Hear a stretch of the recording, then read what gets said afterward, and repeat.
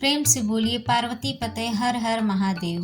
प्रिय भक्तों, आज कार्तिक माह के शुक्ल पक्ष की चतुर्थी तिथि है और आज वैकुंठ चतुर्दशी का व्रत है। इसे वैकुंठ चौदस या हरिहर मिलन के नाम से भी जाना जाता है। आज के दिन शिव जी भगवान विष्णु से मिलकर उन्हें सृष्टि का कार्यभार सौंपते हैं। यह एक ऐसा दिन है जब शिव जी को तुलसी जी और तथा विष्णु जी को बेलपत्र अर्पित किया जाता है। साल में एक बार वैकुंठ चौदस पर शिव जी तुलसी जी को स्वीकार करते हैं। पुराणों के अनुसार आज वैकुंठ का द्वार खुला होता है। इस दिन सिर्फ भगवान विष्णु का नाम लेने मात्र से तथा श्री हरि कीर्तन वैकुंठ चतुर्दशी की कथा को श्रवण करने मात्र से व्यक्ति को अनंत पुण्य फल की प्राप्ति होती है। साथ ही व्यक्ति का स्थान वैकुंठ में सुनिश्चित हो जाता है, उसे स्वर्ग की प्राप्ति होती है। तो आज मैं सुना रही हूँ वैकुंठ चौदस की बड़ी ही पावन, दुर्लभ तथा पौराणिक कथा, जिसे बीच में छोड़े बिना एक साथ श्रवण करना चाहिए। तो आप सभी भक्तगण इन कथाओं को बड़ी ही श्रद्धा प्रसन्नचित्त मन से सुनिए। तो आइए सुनते हैं कथा को। एक बार की बात है, नारद जी पृथ्वी लोक से घूमकर वैकुंठ धाम पहुँचते हैं। भगवान विष्णु उन्हें आदर पूर्वक बिठाते हैं और प्रसन्न होकर उनसे आने का कारण पूछते हैं। नारद जी कहते हैं, हे प्रभु, आपने अपना नाम कृपा निधान रखा है।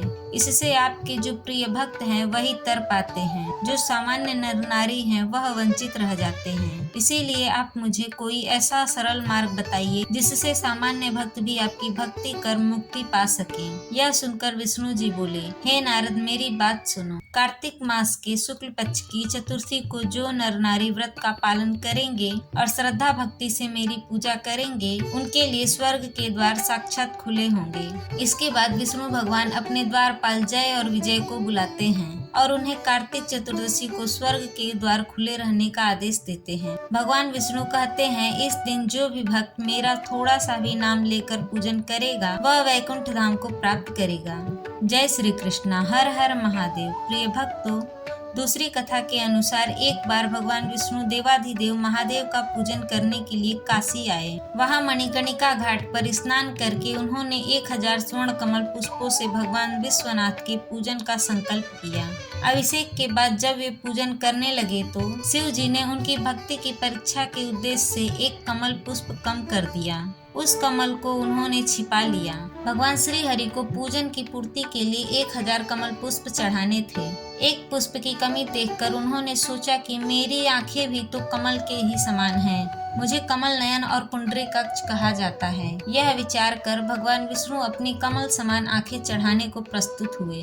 विष्णु जी की इस अगाध भक्ति से प्रसन्न होकर देवाधिदेव महादेव प्रकट होकर बोले, हे विष्णु, तुम्हारे समान संसार में दूसरा कोई मेरा भक्त नहीं है। आज की यह कार्तिक माह के शुक्ल पक्ष की चतुर्थी अब वैकुंठ चतुर्थी कहलाएगी और इस दिन व्रत पूर्वक जो पहले आपका पूजन करेगा उसे वैकुंठ लोक की प्राप्ति होगी। भगवान शिव ने वैकुंठ चतुर्दशी को करोड़ों सूर्य की कांति के समान वाला सुदर्शन चक्र विष्णु जी को प्रदान किया। शिव जी तथा विष्णु जी कहते हैं कि इस दिन स्वर्ग के द्वार खुले रहेंगे। मृत्यु लोक में रहने वाले कोई भी व्यक्ति इस व्रत को यदि करता है तो वह अपना स्थान वैकुंठ धाम में सुनिश्चित करेगा। एक बार प्रेम से बोलिए, जय श्री हरि, जय शिव शंकर, ओम नमः शिवाय।